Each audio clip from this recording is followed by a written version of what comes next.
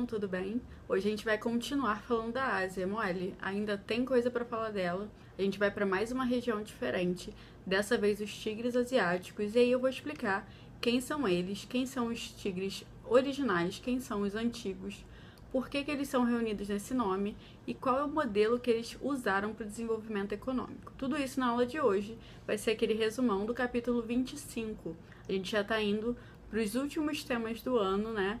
E espero que ninguém fique de recuperação, que todo mundo em dezembro já esteja de férias, certo? Então vamos lá. Essa primeira parte a gente vai definir quem são eles. Eu vou trazer um mapa para vocês.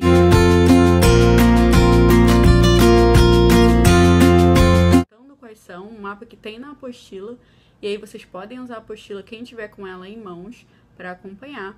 E a partir daí a gente vai falando sobre cada um deles especificamente. Vocês fizeram uma pesquisa sobre o IDH, o PIB e como que eles influenciam na dinâmica econômica internacional.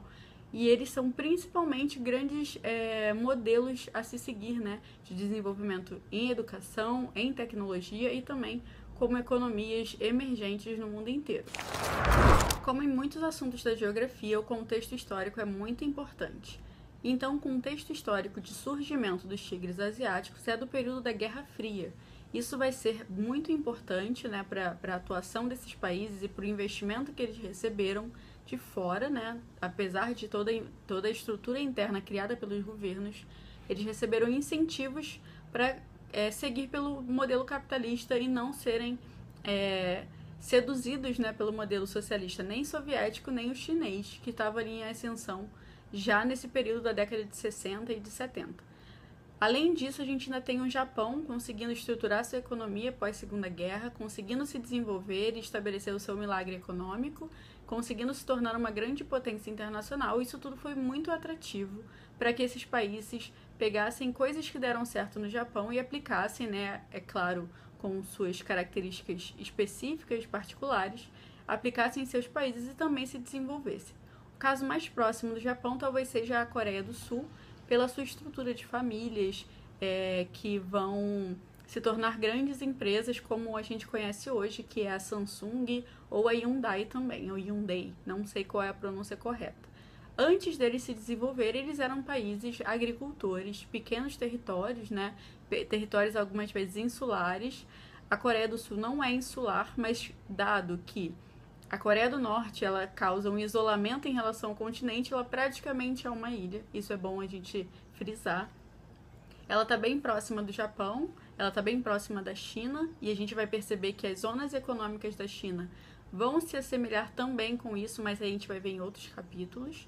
Então eu tenho vários modelos de desenvolvimento que vão ser reproduzidos em Taiwan, que é a ilha de Formosa, que não é reconhecido como um país pela ONU até hoje, e a gente vai ver isso em algumas tabelas.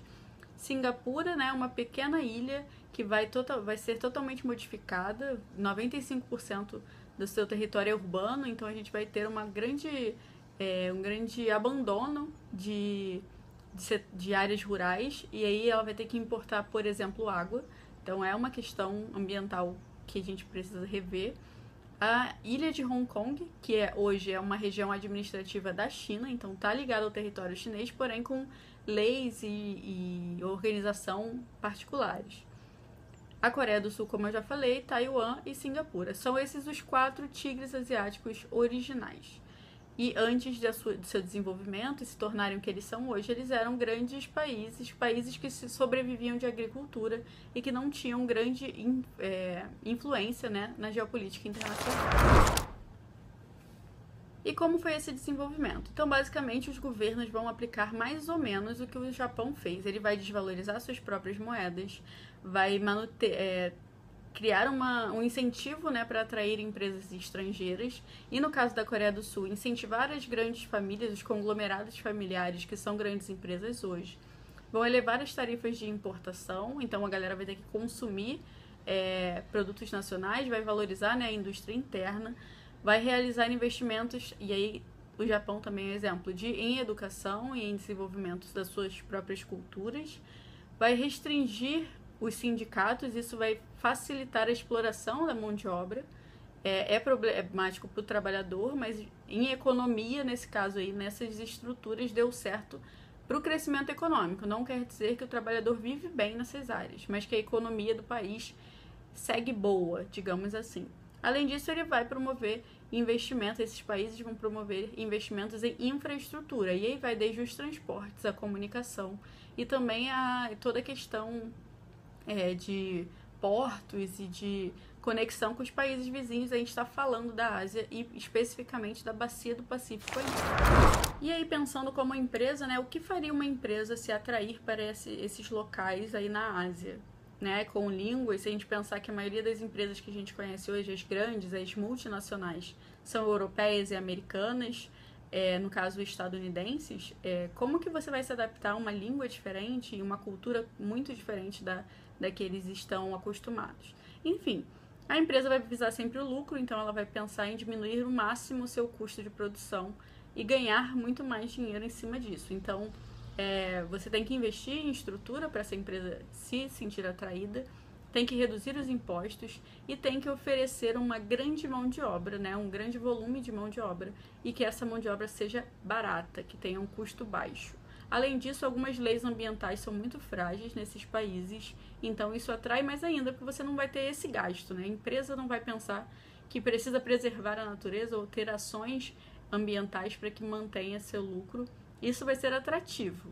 É claro que se a gente pensar do ponto de vista de aquecimento global, de equilíbrio ambiental, isso não vai ser bom. Mas para a empresa que quer o lucro, isso é bom sim. Mas de onde vem e o que vem de produtos que esses grandes tigres, né, asiáticos comercializam?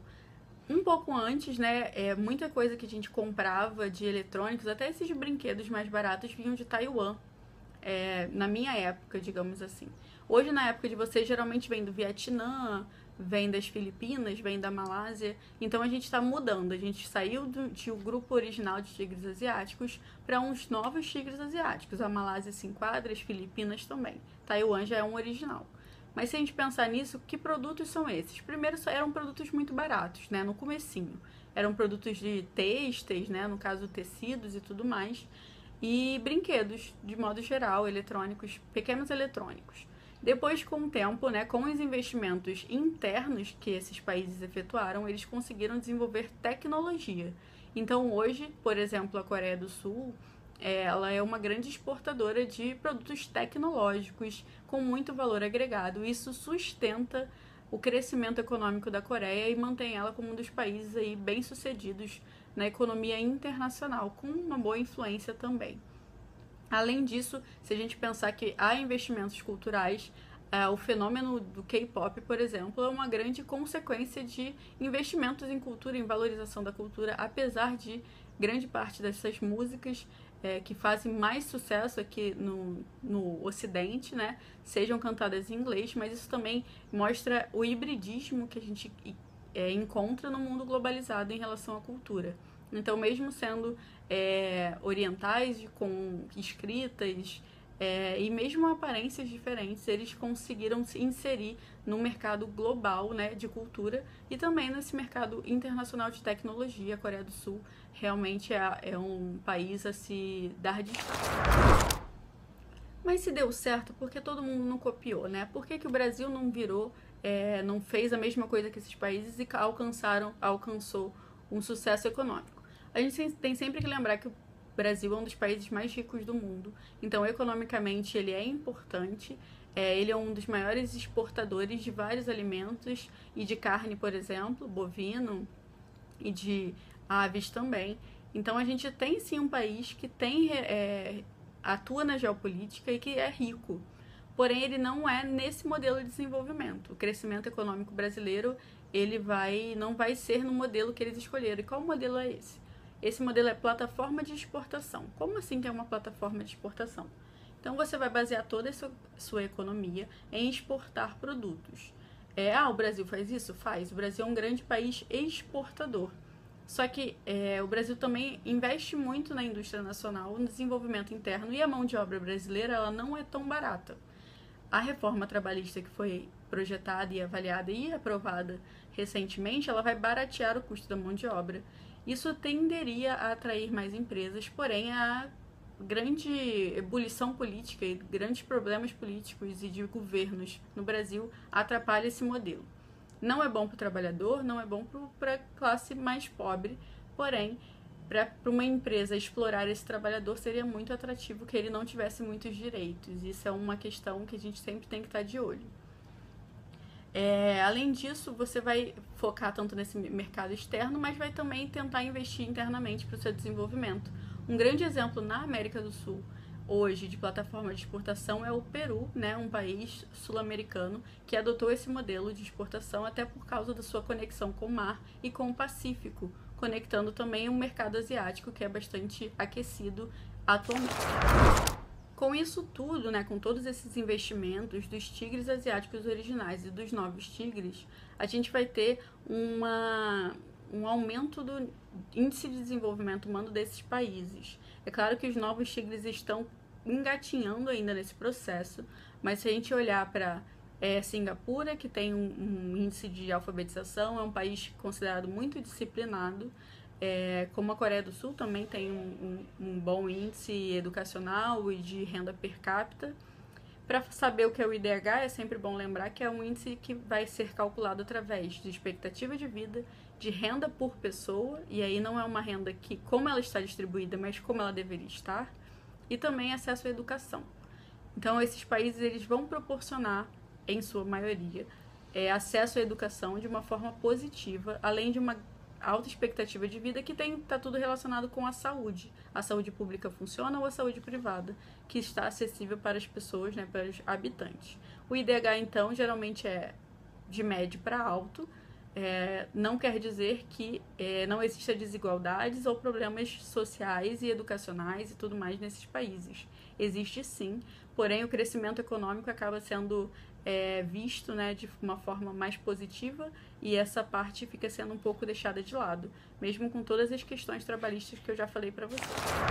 Então esse foi um resumão, né, sobre os tigres asiáticos, é só um capítulo. Agora eu vou colocar atividades para vocês. Quem fez a atividade da pesquisa, eu vou corrigir, né? Vou dar a pontuação já no 4º bimestre. E a galera que ainda não entregou a avaliação do 3º, que está atrasando todo o cronograma da escola e da gente, por favor, dá aquela visualizada, vê o que está pendente e mantém aí, porque senão a escola vai ter que ligar para vocês, vai dar maior trabalhão. Então, a gente se vê até 9h30. Eu tô aqui para tirar dúvidas sobre exercícios ou sobre qualquer outra coisa que surgir aí de dúvida para vocês, certo? Tchau, tchau. Até a próxima.